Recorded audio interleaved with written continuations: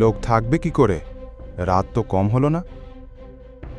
রহমত আলী বছর দুয়েক আগে যখন এসেছিল তখন দেখত স্টেশনের বাইরে রিকশা দাঁড়িয়ে থাকত। রহমত আলী দেখল বাইরে রিকশা তো দূরের কথা, একটা মানুষও নেই। বুলবুল বেচারা না জামি আমার জন্য কত অপেক্ষা করছে। বুলবুল তার বাড়িতে হাঁটছে আর বলছে, 3-3 বার স্টেশনে গিয়ে ফিরে আসলাম।